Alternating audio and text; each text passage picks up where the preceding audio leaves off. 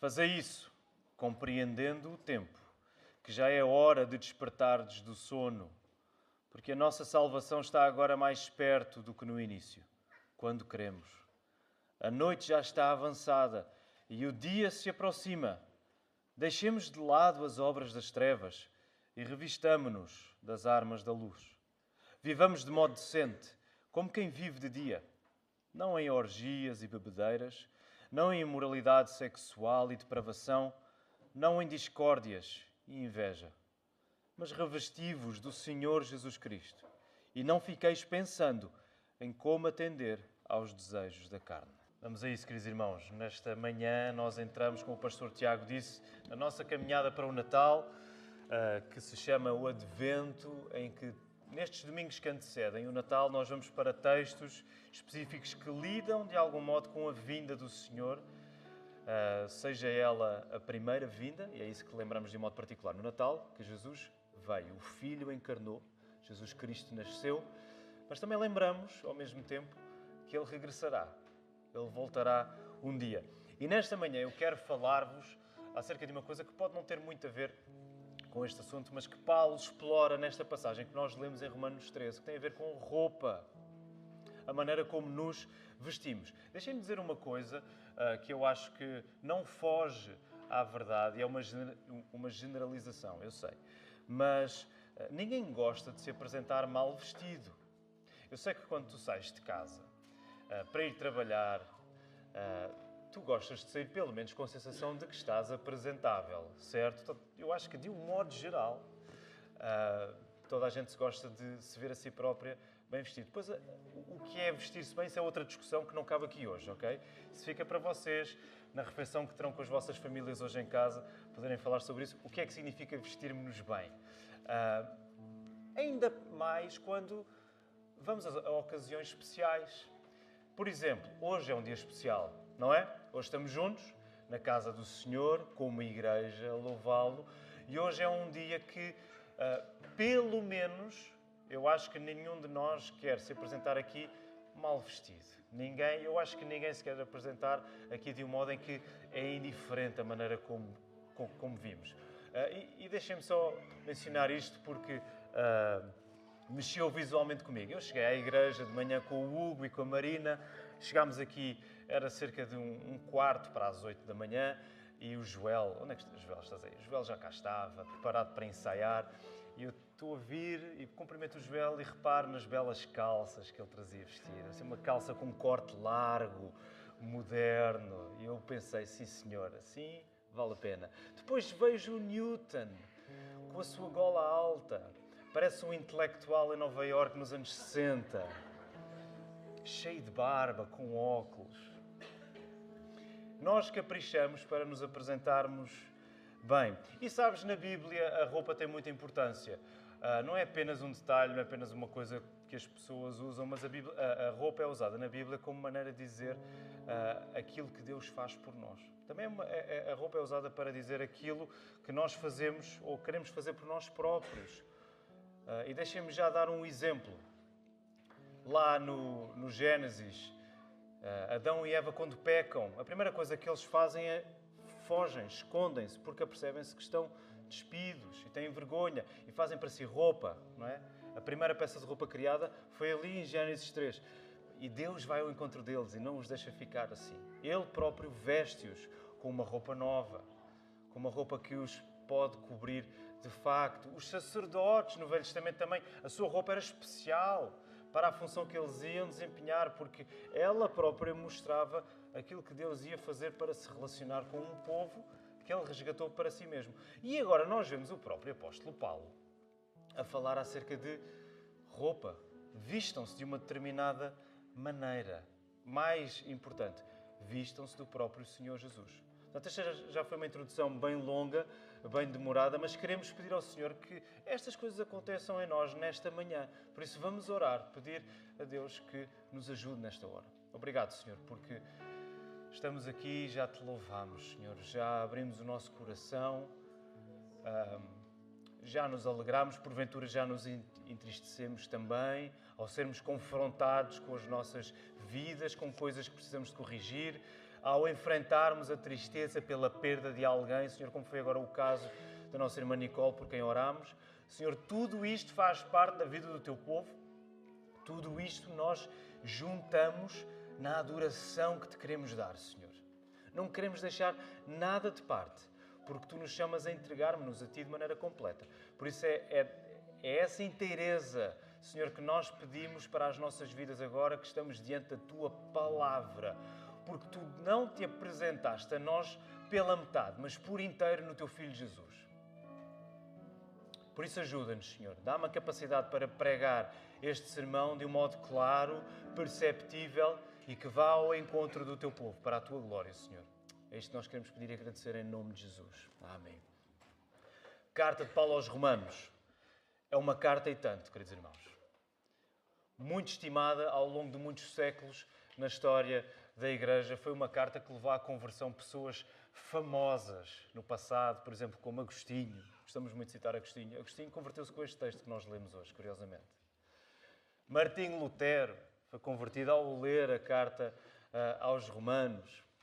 Então é uma carta especial na Bíblia. E nós hoje caímos aqui no capítulo 13, bem perto do final da carta.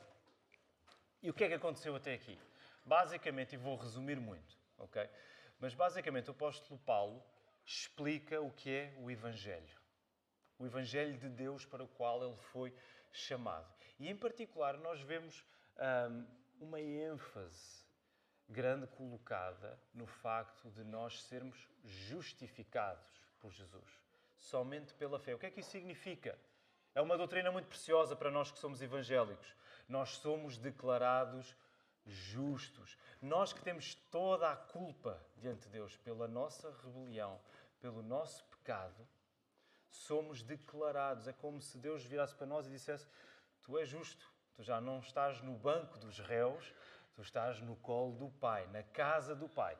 Então Paulo vai explicar isso, as implicações que isso tem, a dependência agora que nós temos do Espírito Santo, que habita em nós. E chegamos a esta parte final da carta, que começa no capítulo 12, em que Paulo vai fazer o quê?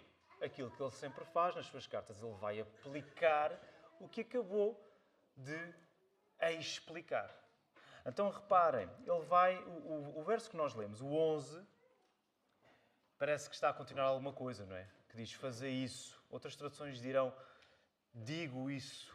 No original não há um verbo ali. É só e isso. Porque ele está a continuar o que vem atrás. Então é implícito que um verbo está lá, porque Paulo está a continuar a exortar os cristãos em Roma a fazerem várias coisas. Que coisas são essas? Para trás nós percebemos que Paulo vai dizer: olha, pelo facto de Jesus ser quem é, pelo facto de ele vos ter salvo, pelo facto de vocês agora não haver condenação para aqueles que estão em Cristo Jesus, os cristãos agora vivem uma vida em que a sua mente é renovada. Uma vida de um sacrifício contínuo. Esse é o vosso culto racional a Deus. Essa é uma vida de humildade. É uma vida em que vocês, como igreja, se aplicam a usar os dons que Deus vos deu.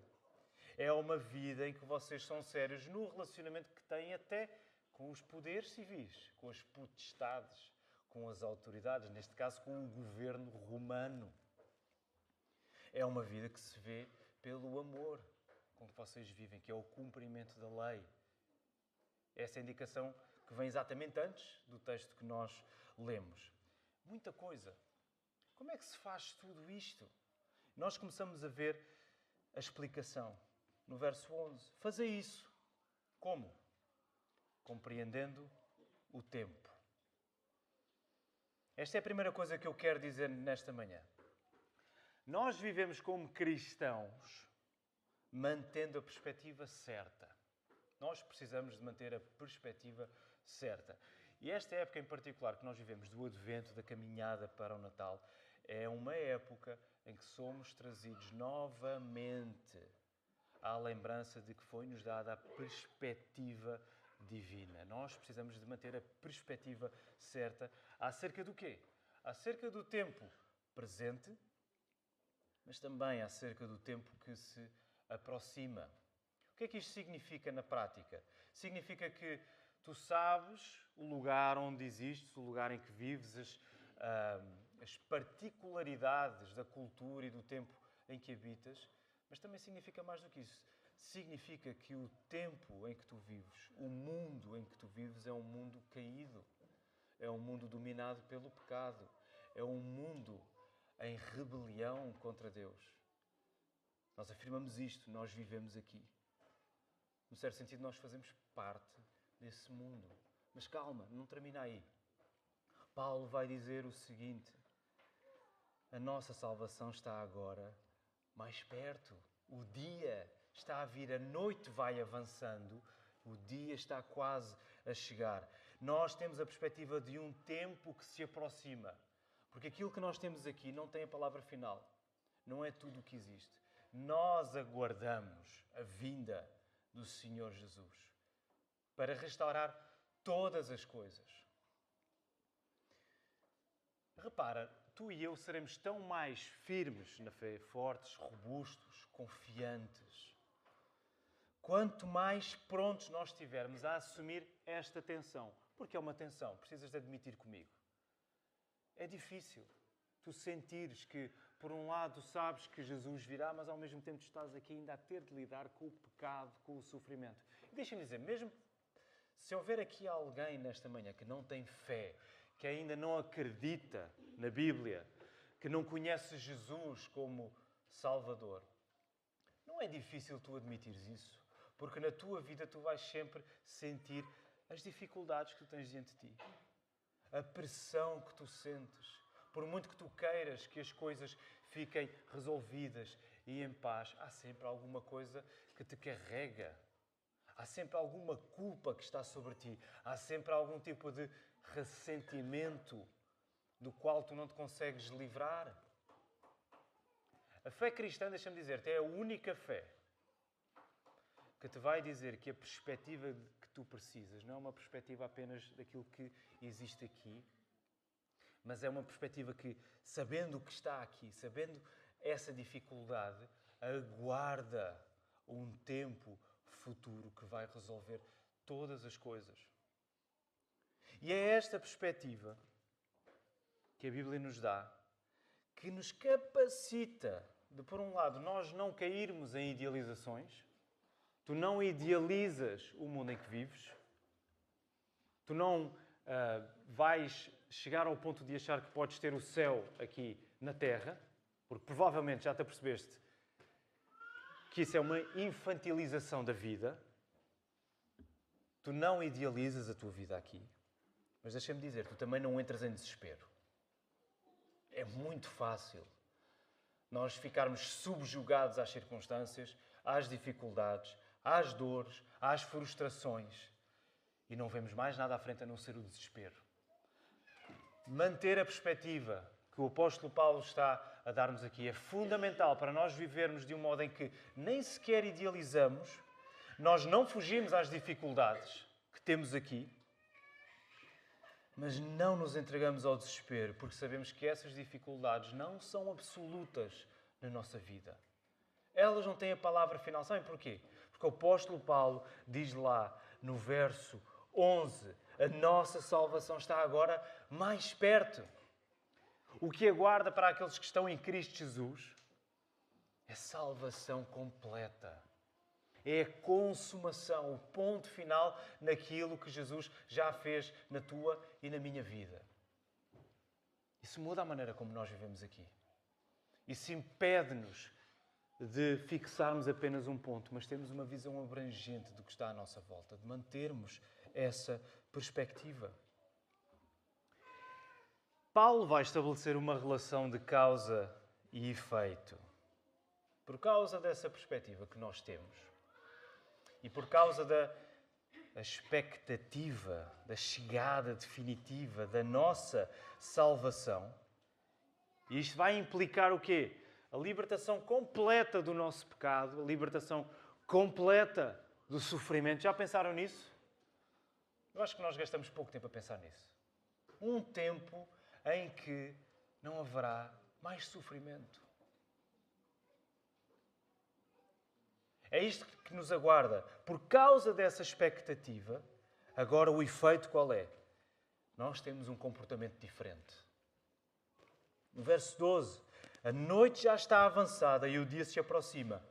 Deixemos de lado as obras das trevas e revistamo-nos das armas da luz. Esta ligação que o apóstolo Paulo faz, porque nós somos pessoas de perspectiva, isso tem uma consequência prática na maneira como nós vivemos. Nós vestimos-nos de acordo com a ocasião especial que é o dia que se aproxima. Nós vestimos-nos a rigor porque sabemos que Jesus vem aí. E se esta mudança é descrita primeiramente como acordar, repararam nisso, queridos irmãos, logo no verso 11, compreendam o tempo. Porquê? Porque é hora de vocês despertarem do sono. É hora de acordar, o despertador já tocou. Não metas no snooze. Não fiques mais 5 minutos na cama. É hora de acordares. Esta mudança é descrita como um acordar. Agora Paulo muda a imagem para uma troca de indumentária. No verso 12. Abandonem de lado as obras das trevas. Dispam-se daquilo que pertence à noite. Dispam-se daquilo que pertence a este mundo caído. E revistam-se, coloquem sobre vocês o quê? É interessante, porque Paulo não vai dizer as obras da luz. Não vai substituir umas obras por outras. Embora isso esteja implícito, obviamente que sim. Paulo vai dizer, coloquem o quê? Uma armadura. Deixem-me perguntar, se tu vivesses aqui há, sei lá, 200, 300 anos e fosses chamado para colocar uma armadura, isso significava o quê? E tu ias fazer o quê? Ias para a guerra. Ias lutar. Estavas-te a preparar para alguma coisa e essa coisa era uma batalha. Repara no elemento de luta, de confronto que está aqui a acontecer nesta imagem da armadura de luz. Que enfatiza o quê? Enfatiza a intensidade da tarefa a que nós somos chamados, a tarefa que nós temos pela frente. Paulo está a falar acerca de obras das trevas.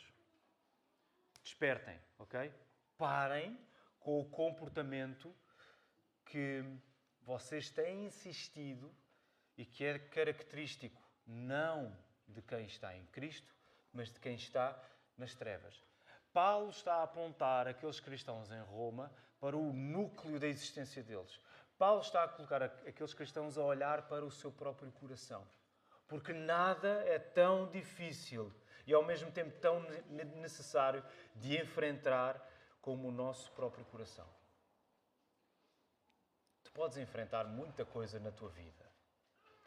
Podes enfrentar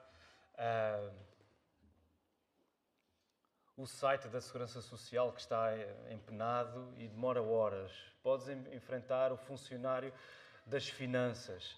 Podes enfrentar o teu vizinho, mas enfrentar o teu coração. Muitos de nós andam a adiar essa luta há muitos anos. E é isso que o apóstolo Paulo está a colocar aqui. Por isso deixa-me dizer a segunda coisa. Olha para a maneira como tu vives, sabes porquê? Porque a maneira como vivemos mostra a esperança com que nos cobrimos. A maneira com que tu e eu vivemos mostra onde está colocada a nossa esperança. Mostra a roupa que nós usamos. Mostra aquilo com que nos temos coberto. O que fazemos revela sempre o que adoramos. Esta frase vai ficar aí projetada. Aliás, a anterior já devia ter estado, que era esta, e agora a terceira. A maneira como vivemos mostra a esperança com que nos cobrimos. Repara, as coisas que tu fazes não são apenas coisas que tu fazes. As coisas que tu fazes na tua vida mostram aquilo em que tu, de facto, acreditas. Mostra onde está o teu desejo. Mostra onde está o teu descanso. E quero aplicar isto de uma maneira bem simples. Pensando, por exemplo, nos nossos trabalhos. Graças a Deus nós somos uma igreja hoje composta por profissionais de todas as áreas. Nós temos aqui músicos, nós temos pessoal dos audiovisuais, nós temos profissionais do desporto, nós temos empresários, nós temos pessoal das finanças, nós temos pessoal da saúde, nós temos professores. Reparem bem, nós nesta igreja até temos pastores, profissionais de todas as áreas. E eu sei que todos nós, todos vocês, querem ser os melhores nas vossas áreas. Isso é uma coisa extraordinária. Mas eu quero chamar-te a atenção para o perigo que habita no teu coração e no meu coração. Que é tu retirares o valor da tua vida em função do reconhecimento que tu recebes dos outros pelo teu desempenho. E atenção, mais uma vez, seres reconhecido pelos teus pares, pelos teus colegas, pela concorrência até, de que tu és um bom profissional, é uma coisa extraordinária. É sinal de que estás a investir. Mas faz isso olhando para o teu coração, porque é muito fácil tu caíres num lugar em que a coisa mais importante para ti vai ser tu seres encontrado fundamentalmente naquilo que tu fazes e que os outros reconhecem em ti. Isso para mim, deixem-me usar a mim como exemplo.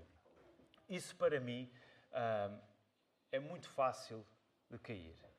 Como pregador, como pastor, para mim é muito fácil que eu vá atrás de uma valorização que tem muito mais a ver com a maneira como eu prego e como as pessoas disseram que eu preguei. Mas sabem, a partir do momento em que eu caio nessa tendência, eu deixo de ser o pastor que vocês precisam, porque eu passo a ser fundamentalmente um idólatra. Eu passo a ser fundamental alguém que adora que os outros reconheçam a maneira como eu preguei. E mais uma vez, também faz parte da igreja reconhecer quando os sermões foram bem pregados e quando eles tocaram a nossa vida. Claro que sim. Mas no meio de todo esse exercício eu tenho que ser o primeiro a estar atento ao meu coração e dizer: Senhor, o meu valor não vem fundamentalmente daquilo que eu faço para ti, mas tem fundamentalmente a ver com aquilo que tu fizeste por mim e que agora eu sou. Senhor, ajuda-me, mesmo que naquele domingo nenhum irmão venha ter comigo e dizer que gostei muito do sermão. Senhor, faz com que a minha alegria não esmoreça. Faz com que o meu entusiasmo e a minha satisfação em Ti continuem. Não só continuem, mas aumentem. Repara, para nós começarmos a mudar o nosso comportamento, que o apóstolo Paulo está aqui a falar, que tem de acontecer, um comportamento decente, deixa as obras das trevas, reveste com a armadura de luz. Para que esse comportamento mude em nós, nós temos de mexer primeiro nas coisas a que nos entregamos e sem as quais julgamos não conseguir viver. Tu queres ter um comportamento digno da fé que tu dizes ter? Tu tens de mexer primeiro no teu coração. Tu não podes mudar exteriormente. Não é de fora para dentro, mas é de dentro para fora. Deixa-me dizer-te que a idolatria à qual todos nós estamos sujeitos e que fundamenta todo o nosso pecado na nossa vida, porque todo o nosso pecado, no fundo, seja ele qual for, ele vem de um lugar em que nós preferimos qualquer outra coisa a Deus. É isso que nos faz cobiçar, é isso que nos faz mentir, é isso que nos faz enganar, é isso que nos faz murmurar. É porque nós estamos mais encantados com tudo o resto que podemos ter do que a presença de Deus. E é essa idolatria que prova que nós adormecemos muito facilmente nas trevas. Quando o apóstolo Paulo está a dizer: pessoal, é hora de despertarmos do sono, sabes o que é que isto significa? Que nós tendemos a dormir. Nós tendemos a ficar sossegadinhos nas trevas, no conforto que essas obras, nós achamos, trazem à nossa vida. Esta palavra, o sono, lá no texto original, é escrita hipnos, que nos lembra a nossa palavra hipnose. É interessante, porque este sono é como uma hipnose em que nos deixamos apanhar sempre que perdemos a perspectiva e nos esquecemos que o dia de Cristo está mais perto. Repara, tu lembraste que Cristo vai voltar não é apenas uma coisa característica do tempo do evento, deve caracterizar a tua vida toda, porque a partir do momento em que tu te esqueces que Jesus vai voltar, tu entraste em modo dormente. Tu estás hipnotizado. Tu estás a dormir. E não estás a ouvir a voz da palavra a dizer: acorda! A tua salvação está mais perto hoje do que no dia em que tu começaste a crer. Isto significa, terceira coisa que eu quero dizer nesta manhã, que o pecado, quando nós nos deixamos adormecer nas trevas, o pecado torna-nos pessoas escondidas. O pecado torna-nos pessoas isoladas. Mas a graça de Deus na tua vida, a graça de Deus, torna-te o contrário, torna-te uma testemunha. A graça de Deus na tua vida torna-te uma pessoa que está pronta a ser vista. Considera a implicação do que acabei de dizer. O pecado torna-nos pessoas escondidas, mas a graça de Deus torna-nos testemunhas, pessoas prontas a serem vistas. Se tu ainda vives a tua fé mais escondido do que exposto, do que pronto a ser visto, é porque ainda existe pecado em ti por confessar. Deixa-me aplicar isto de uma maneira bem imediata, que tem a ver com a forma mais prática e direta com que nós temos para viver a nossa fé. Qual é a maneira mais óbvia que mostra que, de facto, nós pertencemos a Cristo? Qual é que é? É quando nós estamos envolvidos com o quê, queridos irmãos? Nós estamos envolvidos com o povo de Cristo. Quando nós estamos envolvidos com a Igreja. Portanto, deixa-me fazer esta aplicação para a tua vida. Se tu ainda vives demasiado escondido da vida em comunidade, que é a Igreja, se tu ainda vives demasiado acanhado na tua própria vida, nas tuas preocupações, e não te estás a abrir a Cristo, abrindo-te ao seu povo, à sua comunidade, deixa-me dizer-te, é porque muito provavelmente, isto não sou eu que estou a dizer, é a palavra que te está a dizer, ok? Porque Paulo está a falar em trevas e está a falar em luz. Muito provavelmente é porque há pecado na tua vida que ainda não está confessado. E tu estás a deixar-te ficar dominado por esse pecado. Se nos capítulos anteriores Paulo mostrou que estamos unidos a Cristo pela fé, agora ele vai exortar a que nós apliquemos isso. Vocês já pertencem a Jesus. Vivam dessa maneira. Apliquem essa realidade. Como? Ele usa a imagem, ele continua a usar a mesma imagem de nos vestirmos.